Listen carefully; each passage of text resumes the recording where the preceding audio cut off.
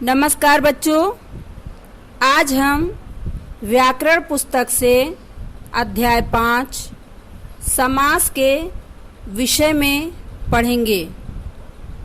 समास किसे कहते हैं या समास क्या है, इसे जानने से पहले इन चित्रों को देखिए और उनके नीचे लिखे हुए शब्दों को पढ़िए। लाल किला, पूजा घर, तिरंगा, पिता पुत्र। लाल है जो किला शब्द समूह को संक्षिप्त करके लाल किला एक नया शब्द बना है। इसी प्रकार पूजा के लिए घर, इस शब्द समूह को संक्षिप्त करके पूजा घर एक नया शब्द बना है। तीन रंगों का समूह, शब्द समूह को संक्षिप्त करके तिरंगा एक नया शब्द बना है। इसी प्रकार पिता और पुत्र शब्द समूह को संक्षिप्त करके पिता पुत्र एक नया शब्द बना है। बेटा, इस प्रकार अनेक शब्दों को आपस में मिलाकर संक्षिप्त करने की प्रक्रिया को समास कहते हैं। समास में समस्त पद तथा समास विग्रह का उल्लेख होता है। बेटा, ये समस्त पद क्या होता है, पहले हम उसे समझते हैं। समास की परिभाषा अनेक शब्दों को संक्षिप्त करके नवीन शब्द बनाने की प्रक्रिया को समास कहते हैं।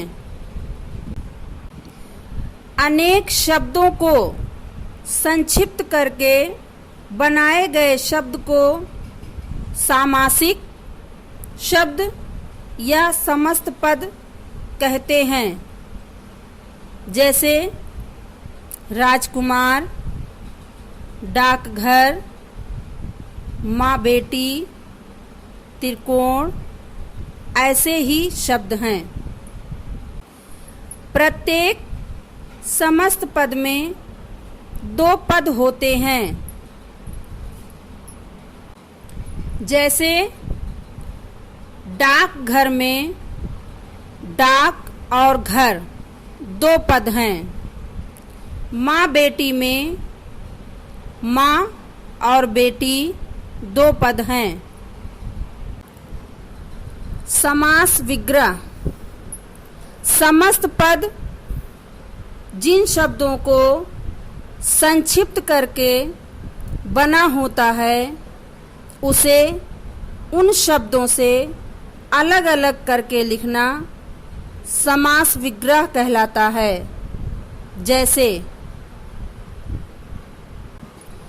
समस्त पद राजकुमार, इसका समास विग्रह है राजा का कुमार।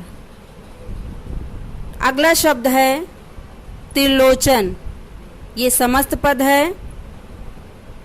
इसका समास विग्रह तीन है लोचन यानी नेत्र जिसके।